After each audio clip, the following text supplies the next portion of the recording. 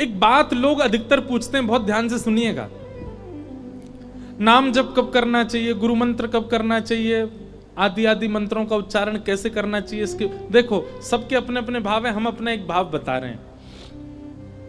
गुरु मंत्र और कोई भी वैदिक मंत्र ये आपको आसन पर बैठ करके शुद्ध अवस्था में ही करना चाहिए, लेकिन ठाकुर जी का नाम वो आप चलते फिरते उठते बैठते कभी भी गा सकते हो। ठाकुर जी को नाम को गाने में कोई दिक्कत नहीं है।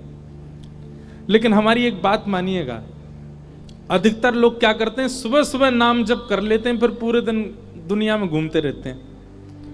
वास्तव में नाम जप कब करो, जब आपको लग रहा हो कि आपकी इंद्रिय विचलित हो रही है, तब नाम जप करो।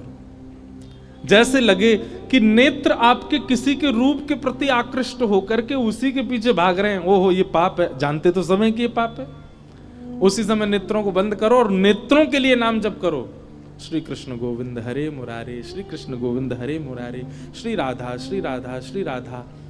आपकी इंद्रियों को संभालने के लिए, सुधारने के लिए आप ठाकुर जी का नाम गाओ। जीभ बहुत मचल रही है, नहीं मानती, कभी कुछ सेवन की इच्छा, कभी कुछ पाने की इच्छा, कभी अभक्ष वस्तुओं के प्रति भी भागती है। जब जब जीव में वह इच्छा प्रकट हो, गोविंद गोविंद गोविंद गोविंद गोविंद गोविंद, उसी जिह्वा से गोविंद नाम गाने लग जाओ। आप याद करेंगे उस समय, आप 5 मिनट बैठ करके बस नाम जप कर लीजिए। जैसे ही आपकी इंद्रिय विचलित होती है, 5 मिनट नाम जप करो, 5 मिनट बाद आपकी इंद्रिय की वो इच्छा मर जाएगी, खत्म हो जाएगी, वो नहीं होगी फिर प्रकट। जो लोग भी अपनी बुरी आदतें नहीं छोड़ पा रहे हैं, ध्यान से सुनिएगा, पहले तो मन में ये संकल्प लीजिए कि मुझे आदत छोड़नी है, और जब जब उसकी क्रेविंग हो, जब जब उसके प्रति आकर्षण बढ़े, तब तब नाम संकीर्तन करो, तब तब नाम जप करो। जिस इंद्रिय, अरे कहां तक कहें, काम क्रोध लोभ मोह द्वेष ईर्षा, किसी को देख के ईर्षा भी यदि हो रही है ना, तो भी नाम जप करो। किसी पर क्रोध आ रहा है तो भी नाम जप करो। काम प्रकट हो रहा है, नाम जप करने लग जाओ। नाम जप तब करो, अरे भाई दवाई तब ली जाती है ना जब बीमारी आवे। नाम औषधि है। खांसी हो रही है तभी तो औषधि लोगे, बिना खांसी के औषधि लो। बिना खांसी के रसायन लिया जाता है कि मुझे खांसी ना हो, उसके लिए काढ़ा पीते रहो, उसके लिए सुंदर सुंदर औषधि तुलसी आदि पाते रहो। हम एक गोली लेते हैं कि कथा में हमारा मुंह ना सूखे, वो भी गले के लिए होती है। तो ऐसे रसायन लेते रहने पड़ते हैं ताकि हमें दिक्कत ना हो। रसायन भी भगवान का नाम है, लेकिन जब रोग लग जाए तब तो बड़ी औषधि लेनी चाहिए। मतलब नाम जब सामान्य रूप से करते रहो, लेकिन जब लगे कि इंद्रियां रोग युक्त हो रही हैं, तब तो विशिष्ट नाम जप करो। आपकी वह इंद्रिय उस रोग से बच जाएगी। तो गोविंद, गो माने इंद्रियां, और इंद्रियों की जो रक्षा करता है उनका नाम है गोविंद। सुन तो सब लेते हैं लेकिन करता कोई नहीं है। लेकिन जो कर ले, इतने हजार लोग बैठे हैं, इनमें से 2-4 भी अगर इसका पालन कर लें, कितना बदलाव हो जाए। जब कभी भी लगे कि हमें क्रोध बढ़ रहा है, जब कभी भी लगे हमारी इंद्रिय विचलित हो रही है, महाराज कथा से निकल के गए, बीच में गोलगप्पे की दुकान दिखी, जीभ में आगो पानी, तुरंत आपने कई गाड़ी रोको, खाना है, नहीं, गोविंद गोविंद गोविंद गोविंद गोविंद गोविंद। घर पे करेले की सब्जी बनी है, वो खानी है। नहीं जाएगी जीभ उस तरफ आपकी, ठाकुर जी उसको तुरंत अपने वश में कर लेंगे। हम ब्रजवासी इनसे ज्यादा चटोरो कोई नहीं है। हम अपनी आप बीती बता रहे हैं आपको। ये नाम की वजह से ही हम अपनी जीभ को अपने वश में कर पाते हैं। ये नहीं खाना, ये नहीं खाना, इतना ही खाना है, यही देखना है, ऐसा। तो नाम जप करो। कब करो? जब इंद्रिय विचलित दिखाई दे तब करो। तो गैयाओं ने भगवान का नाम गोविंद रखा। एकादशी व्रत की कथा सुनाई गई। आगे रास पंचाध्याय प्रारंभ हुआ और यहां से अब हम लोग रास के क्रम में प्रवेश करें। भगवान पिता रात्रि शरदोत्फुल्ल मल्लिका विक्षरन्तु मनश्चक्रे योग माया उपाश्रित। बहुत ध्यान से सुनिएगा आप लोग। अभी 5 तो बज गए, पर हमको आज बोलने दो, ठीक है? आज उठ के नहीं जाना, और जो जिसको जाना है वो अभी पीछे चले जाओ, आगे वाले मत जाना।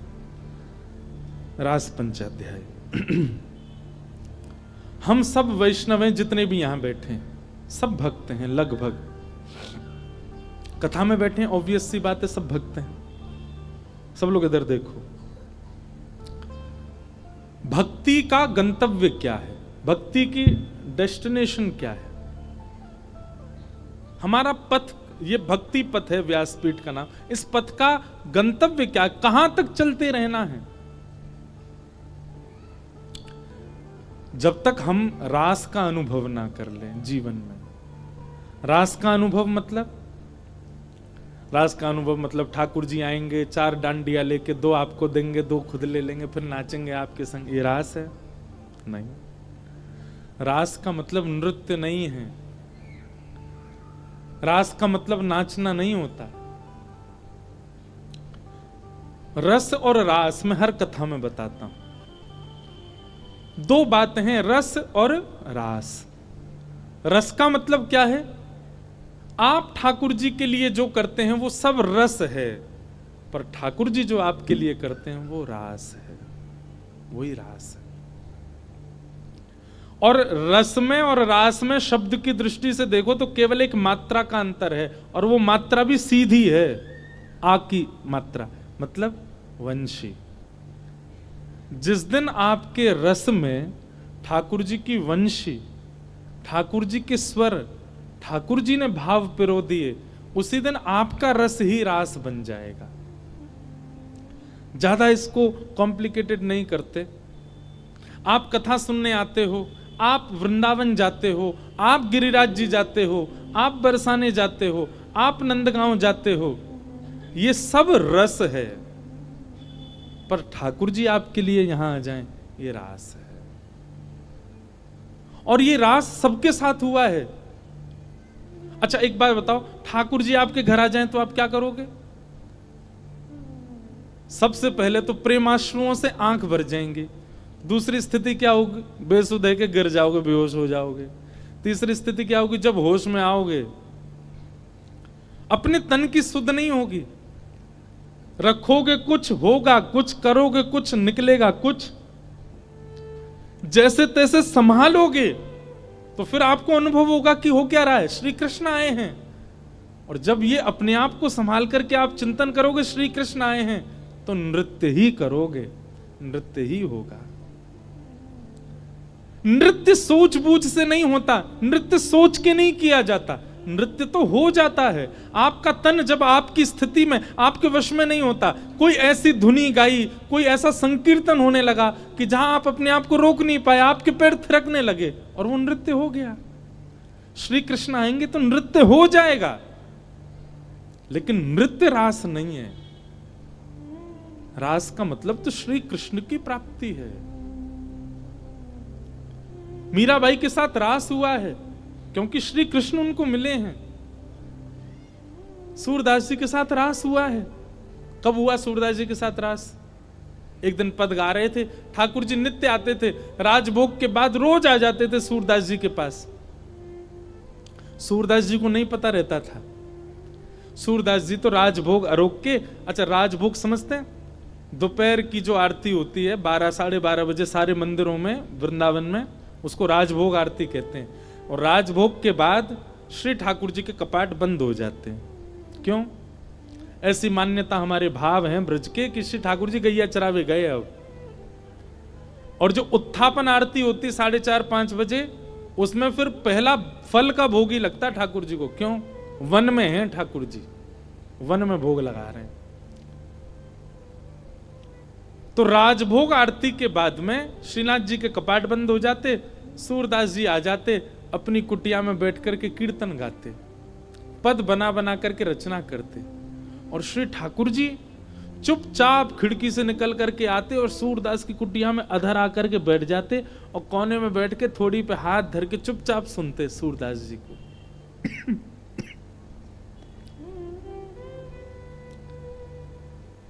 एक दिन ठाकुर जी जा रहे थे राजभोग आरती के बाद, इतने में श्री जी आ गई। कहां जा रहे हो? ठाकुर जी कहीं ना, ऐसे ही जा रहा हूं डोलवे। नहीं नहीं सांची बताओ कहां जा रहे हो? ठाकुर जी बोले कहीं ना, एक भक्त है वहां के पास जा रहा हूं। श्री जी बोली मैं चलूंगी फिर तो। ठाकुर जी बोले श्यामा जी आप रहने दो, आप यहीं बैठो, मैं ही अकेला होया हूं। श्री जी बोली अगर मोए ना लेके गए तो मैं गुसाई जी से शिकायत कर दूंगी कि राजभोग के बाद तुम कहीं चले जाओ, और गुसाई जी खोज करो जे कहां जा मैं। ठाकुर जी बोले श्री जी आपके चरणों में प्रणाम करूं, आप मेरे संग चल दो, पर गुसाई जी तो शिकायत मत करियो मेरी, लेकिन एक बात को वचन दो। मैं बोल कहा उत्थापन आरती तो पहले आमेंगे हम दोनों वापस, मां रुकवे की मत करियो बात। आप बड़ी भोरी हो, बड़ी सहज हो, और वैष्णव चाहे कितनों दीनहीन हो, कितनों भाववार हो, वहां पे कृपा करवे की मत सोच लियो। आपको तो मन है जाए यहाँ पे सब लुटाए दूं, सब दे दूं, ऐसे मत करियो। चुपचाप जानो, चुपचाप आनो है, और मैं इशारा कर दूं तुरंत उठ के आ जाइयो। श्री जी बोले हाँ मैं आ जाऊंगी। ठाकुर जी हाथ पकड़ के श्री जी को ले गए सूरदास जी की कुटिया में। सूरदास जी के नेत्र तो है नहीं, बैठे हैं। अधर ते किवाड़ खोली, ठाकुर जी धीमे धीमे भीतर घुसे, धीमे धीमे श्री जी को भी लियो और मैं कोने में बैठा दी। बोले बैठ जाओ। देखो सूरदास जी गा रहे हैं के सर तिलक मोतिन की माला, वृंदावन के वासी, नेह लगाए त्याग गए तृण शम, डार गए गल फांसी, अखियां हरि दर्शन की प्यासी, हरि दर्शन की प्यासी, अखियां हरि दर्शन की। ठाकुर जी बैठ के सुन रहे हैं, मंद मंद श्री जी के नेत्रन से आंसू गिर रहे हैं। ठाकुर जी धीमे धीमे पहुंच रहे, बोले श्यामाजू हल्ला मत करियो जी, जग जाएगो, और जगह को कहा हमें पकड़ लेगो, जान नहीं देगो, और फिर यहाँ पे कृपा कर दी तो फिर सबन पे करनी पड़ेगी, या हमारे रो मत, बिल्कुल आराम से बैठी रहो। बोले ठीक है। अच्छा आपको क्या लगता है सूरदास जी को नहीं पता चली होगी कि ठाकुर जी आ गए? अच्छा अब तक ठाकुर जी अकेले आते थे तो ये बात मानी जा सकती है कि सूरदास जी को नहीं पता चला होगा, पर श्री जी आ गई हैं तो ये बात निश्चित है कि सूरदास जी को पता लग चुका है कि श्यामा श्याम दोनों आ गए हैं। और इस बात का प्रमाण बताएं, हमारे वृंदावन में एक सूरदास और हुए, उनने ठाकुर जी का खूब भजन किया। इतने में ही ठाकुर जी प्रकट है गए, और प्रकट होकर के बोले अरे बाबा मैं प्रकट है गया हूं, मैं तुम्हारे सामने ठाड़ा हूं, आ जाओ मेरे हृदय ते लग जाओ। सो बाबा बोले अरे नंद के लाला, मैंने जुगल की उपासना करी, तुम अकेले काहे को आए? ठाकुर जी मन में सोचे, बोले जी अंदरो है या दिखतो होना है, ऐसी कह दूंगा श्री जी आई हैं तो मान जाएगो। ठाकुर जी बोले हाँ श्री जी आई हैं, मेरे बगल में ही ठाड़ी हैं, आपको दिखना है रही हैं, संग ही आई हैं। बाबा मंद मंद मुस्काए के बोले लाला बाबड़ा कोई और है बनाइयो, श्री जी ना आए तेरे संग। ठाकुर जी बोले तुम्हें कैसे पता श्री जी ना आई? बोले लाला श्री जी आई होती ना तो अब तक मैं आंधरो ना हो, तो श्री जी तो आते ही मुंह को नेत्र प्रदान कर देती। लाला तो विचार करना पड़े कि यहाँ पे कृपा करूं ना करूं, पर श्री जी तो प्रकट है, सबसे पहले मुंह को नेत्र ही प्रदान करती, वो देखे ही नहीं पाती। तू तो इतनी देर तक थाड़ो थाड़ो देख रहा हूं मुझे, श्री जी ना देख पाती, वो तो तुरंत नेत्र देती। इतने में ही किशोरी जी प्रकट हो गई, और किशोरी जी के प्रकट होते ही बाबा के नेत्र भी प्रकट है गए। वारी की ठाकुर जी बोले जय हो श्री जी, आपकी सत्ता भी संतन ते पतो चले मुझे। तो उस कथा से, वैसे इस कथा में ये बात लिखी नहीं है, पर अभी अभी मेरे मन में व्यास मंच में बैठे बैठे आई कि उस कथा से इस कथा को जोड़ें। अब तक ठाकुर जी अकेले आते थे सूरदास जी के पास, पर आज श्री जी आई हैं, तो क्या सूरदास जी को पता नहीं चला हुआ कि श्यामा श्याम आ गए? निश्चित पता चल गया।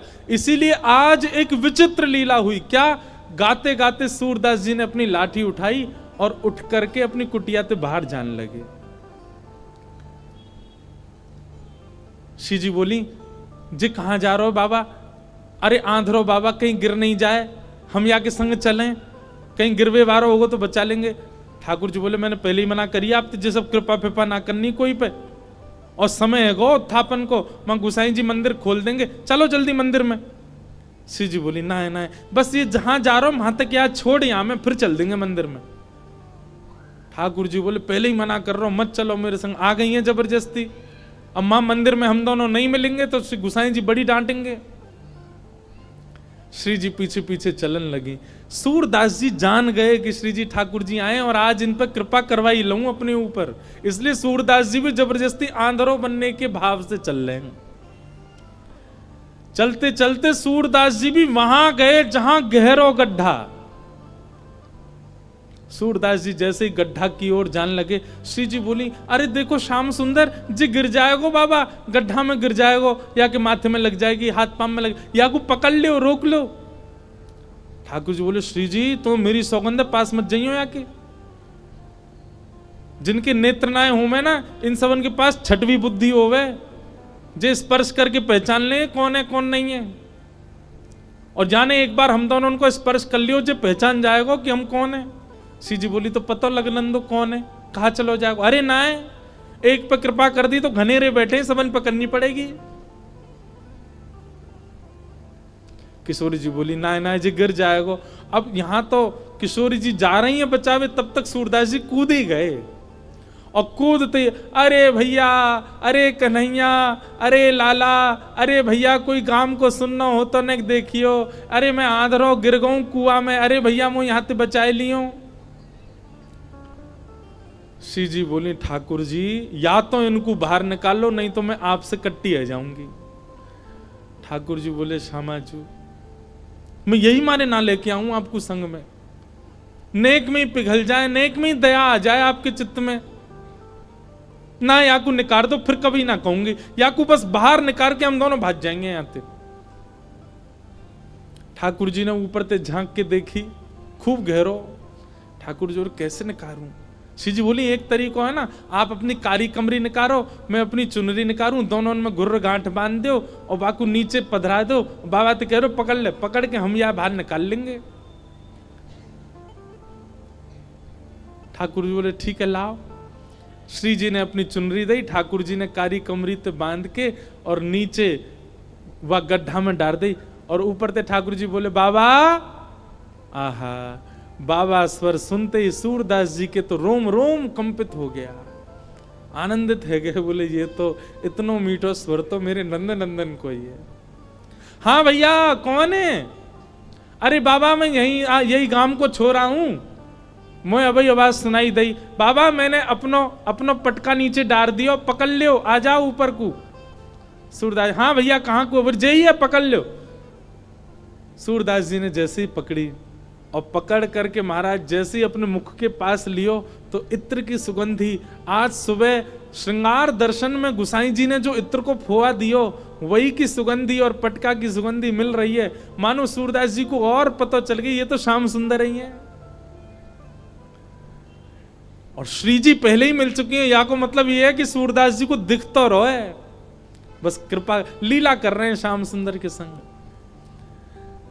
सूरदास जी ने पटका पकड़ो, यहां ठाकुर जी पटका खींच रहे हैं और ठाकुर जी को श्री जी खींच रही हैं।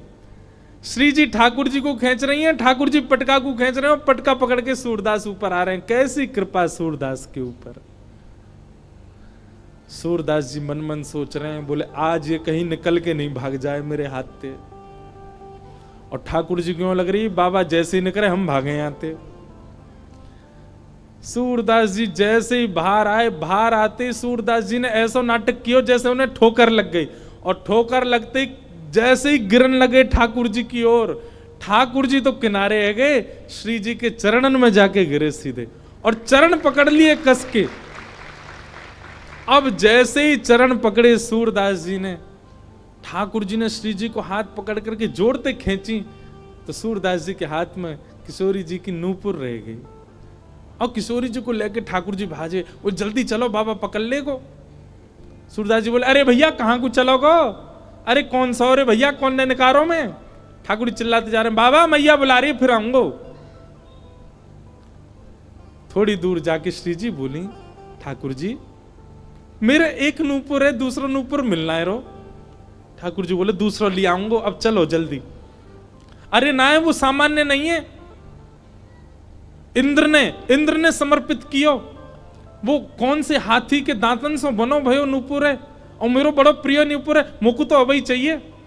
ठाकुर जी बोले अब ढूंढवे कहां जाऊं वाकू, वहीं चलो बाबा के पास ही पड़ो होगो, बाबा ने मेरे पामन में गिर गो है सके तब खुल के गिर गो।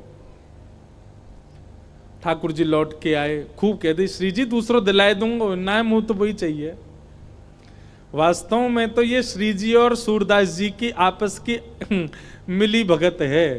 ठाकुर जी तो बीच में आनंद दिल ले रहे हैं, ठाकुर जी को तो बीच में परेशान किए जा रहा हो, आनंद तो श्री जी और सूरदास जी ले रहे हैं। ठाकुर जी कहे बाबा अरे भैया तू आगो, अरे मैं जो कह रहा हूं मेरी एक सखी आई संग में, बाको नूपुर यहीं गिर गो, आपने देखो। सूरदास जी अपने बगल में दबा के बैठे। सूरदास जी बोले ना लाला मैंने तो ना देखो। बाबा आपके हाथ में लग तो रहो बगल में, जे तो है मेरी सखी को नूपुर। अच्छा जे, बोले हाँ ये, अरे जे तो मुझे अभी अभी मिलो यहाँ पे। बाबा दे दो ना, मेरी सखी को नूपुर है। लाला जे नूपुर अगर मैंने तोय दे दियो और कहीं बाद में कोई सखी वास्तव में आके मुझे बोली बाबा मेरो नूपुर देखो का, मैं कैसे पहचानूं कि वो सखी तेरे संग है? मेरे पास आंख तो है ना, मुझे दिख तो रोना है। तो बाबा हम कह तो रहे कि नूपुर हमारा, बोले कहवे ते का होवे, एक नूपुर मेरे पास है तो निश्चित है दूसरा तुम्हारे पास ही होगा, दूसरे नूपुर की पहचान करा दो तो पहले दे दूंगा। ठाकुर जी बोले पहचान कैसे होएगी? बोले अपनी सखी तक है, अपने पाम आगे करेगी, मैं जैसे स्पर्श करके देख लूंगा कि हाँ ये नूपुर एक ही है तो मैं दूसरा पहना दूंगा। ठाकुर जी बोले मैं सब समझ रहा हूं, जे बाबा पाम छुए के चक्कर में पकड़ लेगो कस के, अब ना जान दूंगो, और फिर क्या करेंगे हम?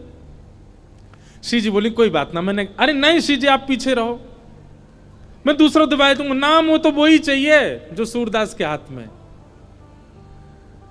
श्री जी आगे बढ़ गए, लो बाबा नूपुर देख लो। सूरदास जी ने जैसे स्पर्श किया समझ गए, अरे हाँ भैया ये तो वही नूपुर है, लो मैं पहना दूं। दूसरे पाम में सूरदास जी ने पहनायो, और पहनाते ही महाराज अंक में भर लिए श्री जी के चरण। बोले अब ना जान दूंगो, मैं जान गया हूं जो साक्षात वृषभानु दुलारी हैं, और लाला तू जो मुंह को निकार के गए हो मैं सब जान गया हूं, तू नंद जी को लाला है, जीवन निकर गो गाते गाते तुम दोनों के यश को आज पहली बार पकड़ में आयो, अब नहीं जान दूंगो। ठाकुर जी ने खूब खींची पर श्री जी नहीं छोड़ी सूरदास जी ने। ठाकुर जी बोले बाबा तू जो कहेगो सो करेंगे, जे बता अब करनो कहा है, तू कैसे छोड़ेगो? बसो मोरे नैनन में यह जोड़ी, बसो मोरे नैनन में यह जोड़ी। सूरदास जी कह रहे हैं मैं नेत्रन से आंध हूं, मुंह दिखे ना है, पर मैं आपसे एक ही वरदान चाहूं, मेरे एक नेत्र में सदा श्री जी और दूसरे नेत्र में सदा आप विराजमान है जाओ, आपके नित्य दर्शन मुंह को होयो करें, बस यही वरदान दे दो। नव दुलहे ब्रज राज सावरो, दुल्हन राधा गोरी, बसो मोरे नैनन में यह जोड़ी, बसो मोरे नैनन में यह जोड़ी। प्रिया प्रियतम दोनों ने युगल रूप में खड़े है करके सूरदास जी के नेत्रन पे हाथ धर दिए और कही सूरदास खोल के देखो। आज सूरदास जी ने पहली बार नेत्र खोले और श्यामा श्याम के युगल प्रत्यक्ष दर्शन उनको है गए। रोम रोम को दर्शन कियो, एक एक अंग को दर्शन कियो, घूम घूम के परिक्रमा लगाई दोनों की और फिर दोनों से प्रार्थना करिए बस एक वरदान दे दो। कहा मुझे फिर से अंधो बना दो, अब आप दोनों दिख गए, अब दुनिया में और कोई को नहीं देखना है। ये जो सूरदास जी के साथ घटना हुई ये क्या है? ये रास है। सूरदास जी जब तक पद गा रहे हैं, जब तक पद बना रहे हैं, निर्माण कर रहे हैं, वो सब रस है। पर उनके रस से प्रसन्न होकर के जब ठाकुर जी कृपा करने उनके पास आ गए, यही रास है। हम सब रस में व्यवस्थित हैं, हम सबकी स्थिति अभी रस में है, पर हमारा रस रास में परिवर्तित होना चाहिए और उसके लिए रस को सुंदर बनाना पड़ेगा। रस इतना सुंदर कर लो। देखो मैं एक बात कहूं भैया, हम सब गुल्ला हैं, भक्ति को रस जादना हमारे भीतर भर गयो, हम कहा बन जाएंगे? रसगुल्ला। और जादना रसगुल्ला बन गए भाई देना ठाकुर जी हमारा भोग लगा लेंगे। हम सब गुल्ला हैं, बस रस की कमी है। ये भक्ति को रस, ये भाव को रस, ये प्रेम को रस अपने अंदर जितनो है सके भर लो, या गुल्ला को रस से युक्त कर लो। जादना ये रसगुल्ला बन गए, ठाकुर जी आकर के भोग लगाएंगे और वही भोग की प्रक्रिया ही रास है। गोपियां कहती हैं मैवं विभोरहति भवान गदितुम नृशंसम संत्यज्य सर्व विषयां स्तव पाद मूलम भक्ता भजस्व दुर्वग्रहमात्यजास्मान देवो यथादि पुरुषो भजते मुमुक्षु। सब गोपियां अपने अपने घर छोड़ करके आ गई रास में, और जब भगवान ने उनको स्वीकार नहीं किया, स्वीकार करने का मन नहीं है ऐसा नहीं, ठाकुर जी नाटक कर रहे हैं। ठाकुर जी गोपियों से बोले अरे राम राम राम, तुम सब अपने पति परिवार छोड़ के यहां चली आई हो, लौट जाओ वापस अपने अपने घर को। तब गोपियां ये श्लोक कहती हैं और कहती हैं नाथ वास्तव में भक्त बनना भात बनने के समान है, बहुत कठिन है। जैसे भात को पहले कूटा जाता है, उसके छिलके से बाहर निकाला जाता, उबलते हुए पानी में डाला जाता, तब जाकर के वो भात निर्माण होता है। लेकिन भोक्ता उसको दाल में मिला के खा लेता, उसको पता नहीं होता कि भात कितनी मेहनत से बना। ऐसे ही हम भक्त कितनी मेहनत से बनते हैं, आपको क्या पता।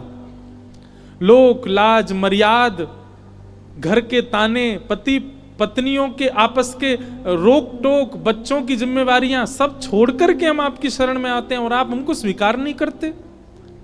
ये तो संसारी बात है। फिर विषय विलास भोग काम क्रोध ईर्षा द्वेष, ये सब हमको रोकते हैं आपसे मिलने के लिए, और हम सबसे लड़कर के आपके पास आते हैं और आप इस प्रकार हमको दुत्कार रहे हो।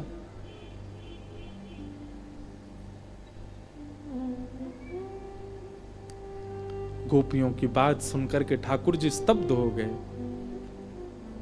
गोपियां बोली हमारा प्रेम ऐसा नहीं है। ध्यान से सुनिएगा इस बात को। गोपियां कहती हैं हमारे प्रेम का मतलब यह नहीं कि श्री कृष्ण हमारा स्पर्श करें, हमारे प्रेम का यह मतलब नहीं कि श्री कृष्ण हमसे बात करें, हमारे प्रेम का यह मतलब नहीं कि श्री कृष्ण हमसे मिलें। हमारे प्रेम का केवल इतना औचित्य है, श्री कृष्ण एक बार कह दें कि हे गोपियों तुम्हारा प्रेम मैंने स्वीकार कर लिया, मैं भी तुमसे उतना ही प्रेम करता हूं। बस इसके बाद जीवन निकल जाए, श्री कृष्ण हमें दिखें भी ना, हम इस बात पर ही पूरा जीवन निकाल देंगे कि श्री कृष्ण ने हमको स्वीकार कर लिया। मिलना हमारे लिए प्रेम नहीं, चर्चा हमारे लिए प्रेम नहीं, स्पर्श हमारे लिए प्रेम नहीं, स्वीकारीकरण हमारे लिए प्रेम है। आप केवल ये कह दो आपने हमें स्वीकार कर लिया।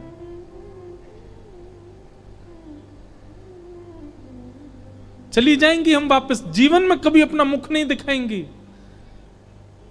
पूरा जीवन व्यतीत कर देंगी आपकी याद में, आपके चिंतन में। मिलना हमारे लिए आवश्यक नहीं है। हमारा प्रेम सामान्य संसार जैसा प्रेम नहीं है ठाकुर जी। हम तो बस आपसे सुनना चाहती हैं कि आपने मुझे स्वीकार। एक बात कहूं बंधुओं, ये विषय जब बोलने लगा ना कथा में, इसके बाद एक अपनी इच्छा भी हुई। इन कथाओं करने से, गिरधरलाल जी की सेवा करने से, सब करने से केवल एक ही चीज चाहिए, नाथ कभी स्वप्न में ही आकर के आप केवल इतना कह देना, लाला मैंने तो स्वीकार कर लियो। बस आप हमें प्रत्यक्ष दिखो, आप हमारे सामने बैठ जाओ, हमारे साथ खेलो कूदो। हम इस योग्य भी नहीं है कि हम आपकी सारी व्यवस्था कर सकें, आप मत आना, लेकिन हमको एक बार बता दो कि आप हमसे प्रसन्न हो ना, आपने हमें स्वीकार कर लिया ना। गोपियों का प्रेम, गोपियों के इस भाव को सुनकर के श्री ठाकुर जी स्तब्ध हो गए। तो भगवान बोले, हम तो तुम्हारी परीक्षा ले रहे थे। गोपी बोली, ज्यादा परीक्षा मत ले करो। कहा होता ना, हमने परीक्षा ले ली ना, रोते डोलोगे यशोदा मैया के पास, जब देखो तब परीक्षा ले लो। यही एक ऐसी लीला होती है राम अवतार में, जब केवट की नाव में भगवान बैठ गए तो केवट पार ले जा रहा था, और जैसे ही किनारा आने वाला होता केवट फिर से नाव घुमा के फिर वहीं ले आता, जैसे ही किनारा आता फिर घुमा के फिर उधर ले जाता, बीच में ही घुमाता रहा नाव को। लक्ष्मण जी को गुस्सा आने लगा, सीता जी को अजीब सा लगने लगा। राम जी उसकी मुख की ओर देखें, भाई 45 मिनट हो गए तो हमें बीच में ही क्यों घुमा रहा है, पार क्यों नहीं उतार देता। केवट कहता, इतने में ही थक गए, और आप जो हमको 84 लाखों में घुमाते रहते हो, हम नहीं थकते होंगे? आपको कभी दया आती है हमारे ऊपर? कभी चींटी बना देते हो, कभी कुकर, कभी सूकर, कभी कुछ, इतना हमको घुमाते हो आप। बड़ी मुश्किल से जाके मानव बनाऊं अब जाके मैं, और भली भांति आज मानव बना तो मेरे हाथ आप और पड़ गए। अच्छे से घुमाऊंगा आज तो। मानो केवट ठाकुर जी से ये बात कह रहा हो कि आप इतना हमें परेशान कर देते हो 84 लाख में घुमा के, खुद नेक में ही है के आगे से ठाकुर जी जो भी आपका नाम गाए उसको ज्यादा परेशान मत करना। ठाकुर जी ने जब वचन दिया तब केवट ने पल्ली बार छोड़ा। गोपियां सब कह रही हैं, भूल गए भक्त जब परीक्षा लेवे आ जाए तो पसीना छूट जाए तुम्हारे, और खुद हमारी इतनी परीक्षा ले रहे हो। ठाकुर जी नीचे बैठ के बोले, क्षमा कर दो, अब मत सुनाओ, आओ हम आप सबके संग अब रास विहार करेंगे। कामदेव आया, भगवान ने कामदेव को नष्ट कर दिया और कामदेव को बता दिया, बोले हे कामदेव, ये कोई काम लीला नहीं है जो तू चला आया मुंह उठा के। कामदेव बोला, सुंदर स्त्री सुंदर पुरुष जब मिलते हैं तो मुझे तो आना पड़ता है। भगवान बोले, ये सुंदर स्त्री पुरुष नहीं है, जीवात्मा और परमात्मा है। क्यों भूल जाता है इस बात को? कामदेव बोला, नहीं मैं तो आऊंगा। भगवान बोले, तू आके दिखा। जैसे ही कामदेव ने प्रवेश किया रास की भूमि में, भगवान ने अपना रूप इतना सुंदर बनाया कि भगवान के रूप को देख के कामदेव मूर्छित होकर गिर पड़ा, और भगवान का नाम पड़ गया मदन मोहन। कामदेव को भी जो मोहित कर लेते हैं, बोल मदन मोहन लाल की। ठाकुर जी मदन मोहन बन गए और गोपियों के संग रास किया। और रास कैसा कर रहे हैं? एक एक गोपी के पास जाते हैं, उसके घर की बनी वस्तु पाते हैं, कभी उसके संग बात करते हैं, किसी के पसीना पहुंच देते हैं, किसी के चरण दबा देते हैं, किसी को अपनी पद्दी पर बिठा लेते हैं, किसी के संग नाचते हैं, किसी के संग गा लेते हैं। इस प्रकार सब गोपियों को ठाकुर जी प्रायोरिटी दे रहे हैं, यही रास है। लेकिन करते करते करते करते गोपियों के अंदर वही आ गया जो नहीं आना था, अभिमान। अब किसी ने प्रश्न किया, गोपियों के अंदर अभिमान क्यों आया? आचार्य के बिना यदि ठाकुर जी की श्री का, ठाकुर जी के वैभव का, ठाकुर जी के यश का, ठाकुर जी की दीन वत्सलता का अगर दर्शन किया तो हम में दोष आ जाएगा। इसलिए एक आचार्य, एक गुरु होना जरूरी है जीवन में। लोग पूछते हैं गुरु क्यों आवश्यक? क्योंकि अगर ठाकुर जी कभी जीवन में आ गए, बिना गुरु के अगर ठाकुर जी का दर्शन किया तो आपसे दोष बन जाएगा। गुरु बताएंगे कैसे करना है। गोपियों के चित्त में अभिमान आया, भगवान वहां से अंतर ध्यान हो गए। गोपियों ने सब जगह ढूंढा, कहीं नहीं मिले। तभी यमुना जी के तट पर श्री किशोरी जी बैठी हैं, माने गुरु बैठे हैं, आचार्य बैठे हैं। जब गोपियों ने जाकर के श्री किशोरी जी को प्रणाम किया, किशोरी जी की कृपा हुई, तब गोपियों ने गोपी गीत गाया, जिस गीत से श्री ठाकुर जी प्रकट हुए। श्री राधा रानी कौन है?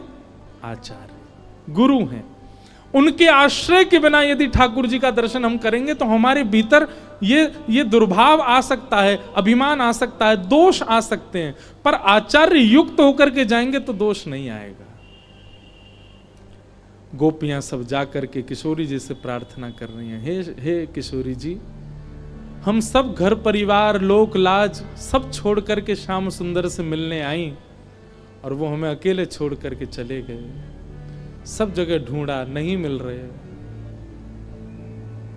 हे सुन राधिका दुलारी, तेरे द्वार का भिखारी हूं मैं,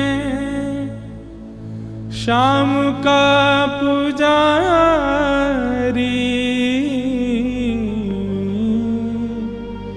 पीड़ा है हमारी हमें श्याम ना मिला, हमें श्याम ना मिला, हमें श्याम ना मिला, हमें श्याम ना मिला।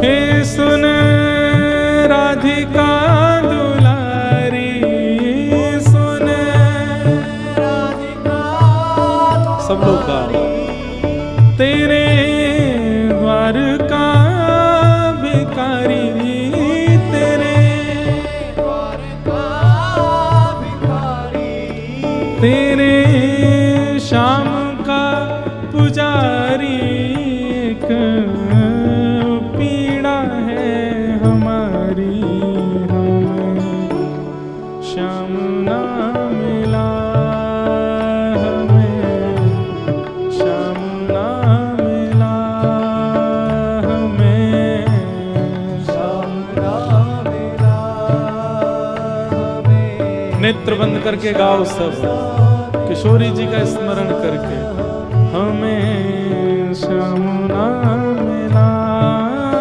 हमें श्याम ना मिला, हमें श्याम ना मिला, हमें श्याम ना मिला। हम सोचते थे कान्हा कहीं कुंजल में होगा, सोचते थे कान्हा कहीं कुंजल में होगा, हम सोचते थे कान्हा कहीं कुंजल में होगा, सोचते थे कान्हा कहीं कुंजल में होगा। हो अभी तो मिलन का हमने सुख नहीं होगा, अभी तो मिलन का हमने सुख नहीं होगा, अभी तो मिलन का हमने सुख नहीं होगा, अभी तो मिलन का हमने सुख नहीं होगा। सुन के प्रेम की परिभाषा, सुन के प्रेम की परिभाषा, मन में बंधी थी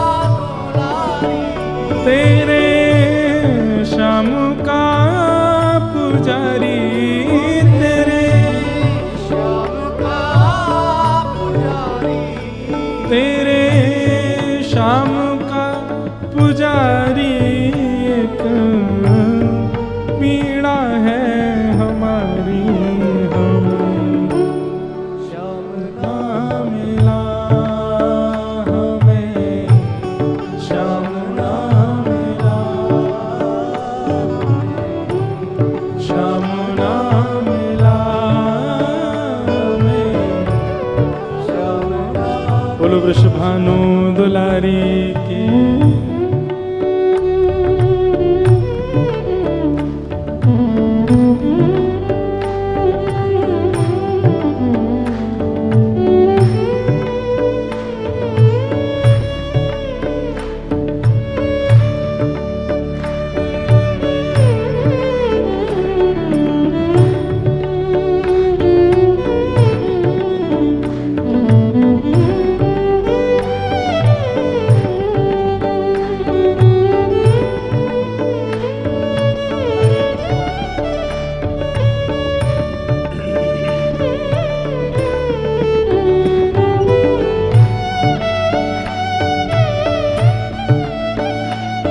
बोलो वृषभानु दुलारी की।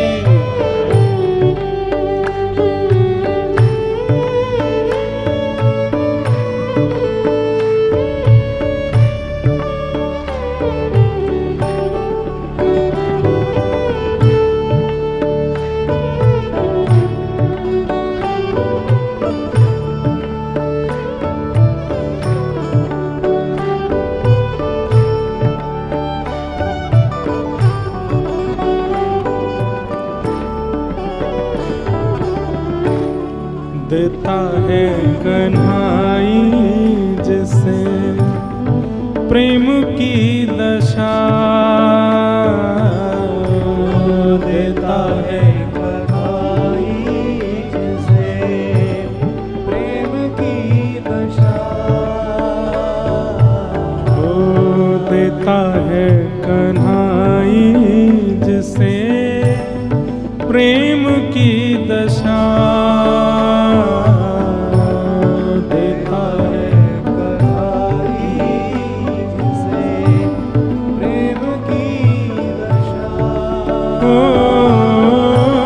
सब विधि उसकी लेता है परीक्षा, ओ सब विधि उसकी लेता है परीक्षा, हाँ सब विधि उसकी लेता है परीक्षा, हो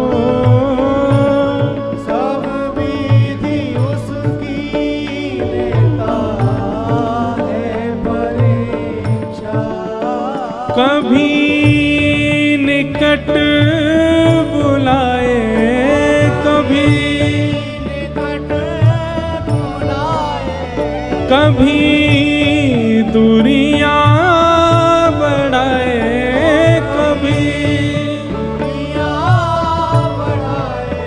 छलिया हाथ नहीं आए, छलिया हाथ नहीं आए, श्याम नाम श्याम नाम मिला हमें, श्याम नाम मिला हमें, श्याम हे सुन राधिका दुलारी, सुन राधिका दुलारी, तेरे द्वार का भिखारी, तेरे द्वार का भिखारी, तेरे श्याम का पुजारी, एक पीड़ा है हमारी, हमें श्याम ना मिला, हमें श्याम ना मिला, हमें श्याम ना मिला, श्याम ना मिला, हमें श्याम ना मिला, हमें श्याम ना मिला, हमें श्याम ना मिला, हमें श्याम ना मिला। सब गोपियां किशोरी जी के चरणों में जाकर के निवेदन करती हैं कि ठाकुर जी अंतर ध्यान हो गए हैं। तब किशोरी जी की कृपा से यमुना तट पर बैठ करके गोपियों ने गोपी गीत गाया। 2-4 पंक्ति हम गाएं। जयति तेधिकं जन्मना ब्रजः श्रयतन्दिरा सस्वदत्रहि। गोपियां कह रही हैं लाला ये तुम अंतर ध्यान है कि ज्यादा इतराओ नहीं। ते जन्मना ब्रजम अधिकम जयति, तुम्हारे जन्म लेने से ब्रज की और अधिक जय जयकार हो गई है। लेकिन इसका मतलब यह है कि तुम्हारे जन्म से पहले भी ब्रज पूजनीय था, वंदनीय था,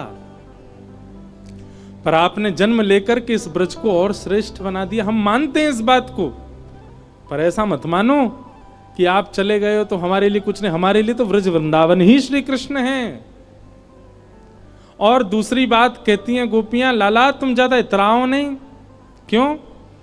तुम जो इतने प्रिय बन गए हो, तुम जो इतने सर्वव्यापी बन गए हो, सबके इतने स्नेहास्पद बन गए हो, स्नेहास्पद बन गए हो, इसके पीछे भी ब्रज में तुम्हारा जन्म हुआ इसलिए। अगर तुम्हारा जन्म कहीं और भयो होता तो इतना स्नेह ना करते दुनिया के लोग तुमते।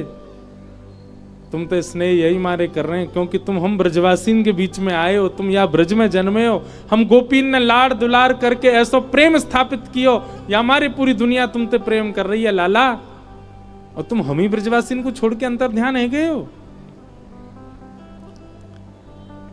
गोपियां अनेक अनेक भाव अपने गोपी गीत के माध्यम से कह रहे हैं।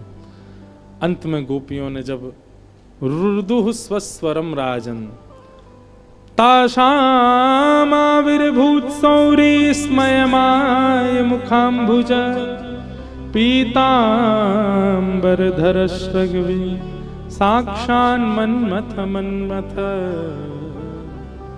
गोपियों के रुदन को देख करके श्री ठाकुर जी पीतांबरी पहन करके सब गोपियों के बीच में पुनः प्रकट हो गए। बोलो रास रासेश्वर भगवान की, रास बिहारी लाल की।